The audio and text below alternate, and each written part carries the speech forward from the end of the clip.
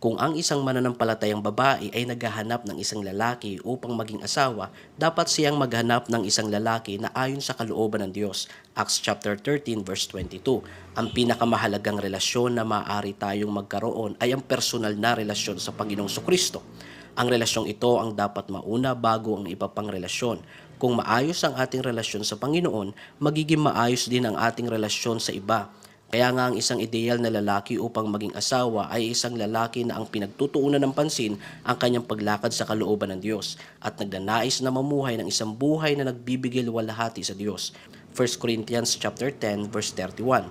Ano pa ang iba pang mga katangian na dapat hanapin sa isang lalaki? Ibinigay ni Apostol Paul ang mga katangian na dapat hanapin sa isang lalaki sa 1 Timothy chapter 3. Sa mga talatang ito, makikita ang mga kwalifikasyon para sa isang tagapanguna sa simbahan.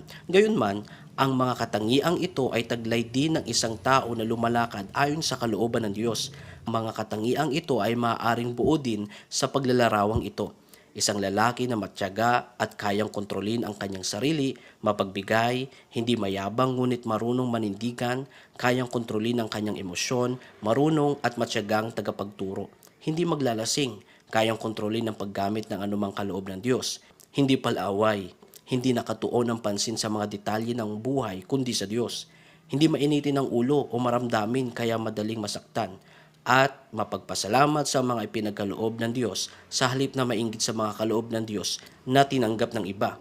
Ang mga katangian sa itaas ay naglalarawan sa isang lalaki na nasa isang aktibong proseso ng paglago sa pananampalataya bilang isang Kristiyano. Ito ang tipo ng lalaki na dapat hanapin ng isang Kristiyanong babae.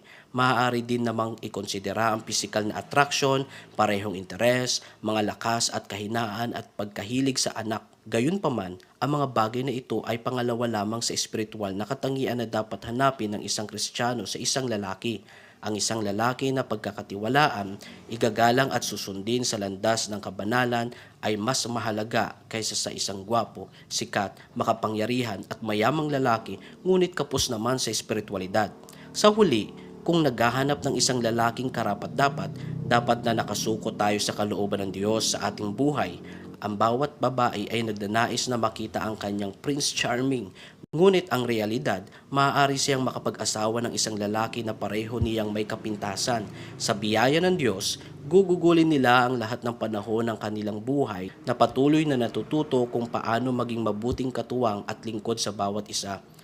Nararapat tayong pumasok sa ikalawang pinakamahalagang relasyon sa ating buhay, ang pag-aasawa, na hindi dahil nadala lamang ng emosyon, kundi dahil sa isang bukas na mata at pag-iisip.